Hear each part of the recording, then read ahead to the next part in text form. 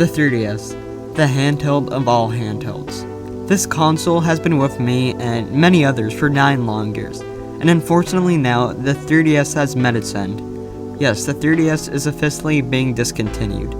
Even though it's been on life alert for the past 2 years, it's sad that a console that's been with me and many others for so long will just cease to exist. But even though this is a solemn time, I instead want this video to be a joyful one, where we reminisce of all the good times the 3DS has brought us.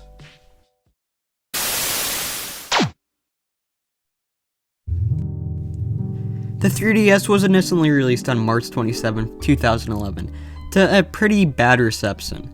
I mean, it was the successor to the DS, the thing that sold 150 million units, and frankly, it just wasn't delivering. The 3DS's launch library was laughable, with the star game being, wait for it, Pilot Wings Resort. Not only that, but the price was just absurd, with it being $250 at launch. Like, bro, chill. Because the system wasn't even coming close to expectations, Nintendo decided to do the bold move of giving it an $80 price drop. Not even the Wii U got this big of a price drop, so you know it was doing bad. This and the release of a new Mario and Mario Kart game did wonders for this console, and well, it only sold like a couple units. Not only this, but the 3DS was basically Nintendo's only reliable source of income during the Wii era, so it literally carried the company. That's how good it was. Of course, the main feature of the 3DS was, well, its glasses-free 3D. Nintendo kept hyping up this feature, gimmick, with having every game be compatible with it, and having some even directly using it, but I don't really think anybody really used it. Like, you had to hold it in a certain way, and it wasn't all that comfortable. But I gotta say though, when you did use the 3D, it was actually pretty cool. It was something to use for 5 minutes, say, oh, that's cool, and never use it again. The 3DS also had a lot of variants. Like, there were as many 3DSs as 85.714% of the world's continents. Like the 3DS, 3DS XL, 2DS, New Nintendo 3DS, New Nintendo 3DS XL, New Nintendo 2DS, Jesus Christ Nintendo. Not only that, but this was also the generation where they really went hard on exclusive consoles, with there being some really great designs. The best one by far is the Majora's Mask one, and if you don't agree with that, then your opinion is just wrong. I got my Aqua Blue 3DS XL one winter December day, and my life was never the same. The 3DS really brought me into gaming and instilled my love for it, which still reigns to this very day. The game I got with it was New Super Mario Bros. 2, and let me tell you, I don't know if it's genuine thoughts or just nostalgic blindness, but that is one of the best damn 3DS games of all time, and I will fight you on that. Even though it didn't do too much to change up the New Super Mario Bros. Series, it was a really solid addition, with some of the best level designs in all the 2D Marios, and its focus on coins was pretty ingenious. Speaking of games, boy oh boy did the 3DS have some. No matter what genre you were into, Nintendo got you covered. But none signed more than the platformers. Dear God, there are too many platformers. New Super Mario Bros. 2, Super Mario 3D Land, Yoshi's New Island, Yoshi's and Poochie's Woolly World, Mario Maker, and that's only Mario. Super Mario 3D Land really showed off the 3D of the 3DS and was a great fit for 3D Mario and handheld, with creative bite-sized levels. You of course can't forget Kirby though. Kirby became Nintendo's new cow because they milked him so goddamn much, but Jesus Christ, I'm not complaining. Kirby Triple Deluxe was such a charming platformer, which was just fun to mess around in with the many unique copy abilities. Planet Robobot was Triple Deluxe but better because, well, it had goddamn robots. I like to see the meaning of this game, like, okay, hear me out, Kirby, but in a robot. You also can't forget the Kirby eShop exclusives. These were an extension of the minigames that were included in the main game, but beefed up. And if you don't think Fighters Deluxe was the best, then literally pull up right now and fight me. We of course also had an actual content way to play Donkey Kong Country Returns, a bunch of great indie games, and in general, an exciting and extensive library of platformers. Nintendo also did something that they barely do nowadays, and actually revived some previously dead series. No, not you, please, you don't deserve this. Other than, well, you know. Sakurai did a breathtaking job on Kid Icarus Uprising and really showed off the power of the 3DS and how console-like games could run on it. Fire Emblem was all but dead in the West when the 3DS came in, and Fire Emblem Awakening was basically the last chance for this franchise. I don't think anyone's expected for it to do that good, and now it's one of Nintendo's biggest IPs, big as in franchise and Smash roster, because we all can agree there are too many anime sword fighters in Smash.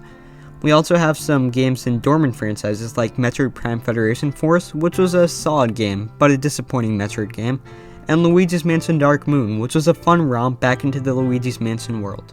And if you're an RPG fan, Nintendo got you. Bravely Default, The Legend of Zelda, Fire Emblem, Xenoblade, Miitopia, Mario & Luigi, Paper Mario, although we don't talk about that one, Pokemon, and too many more. Each of these really differed from each other and provided unique gaming experiences.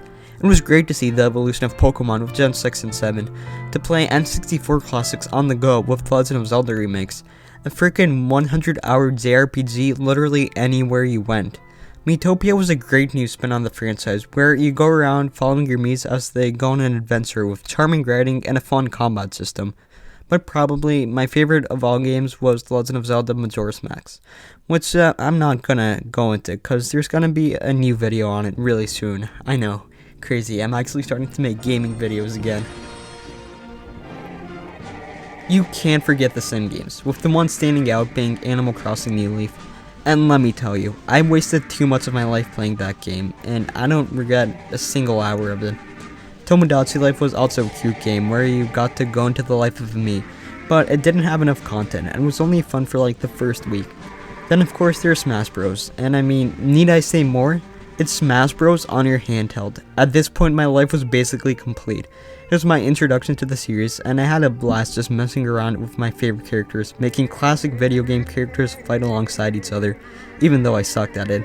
Mario Kart 7 was a great continuation of the Mario Kart series, but it was also my first Mario Kart. It was a great introduction, and showed me just how fun racing games could be. Then of course there was Monster Hunter, which had a huge place on the 3DS, and it was the perfect fit for it. It was great just teaming up with your friends, or just sitting at home playing online. All these games are great and all, but perhaps the greatest achievement the 3DS did was the eShop.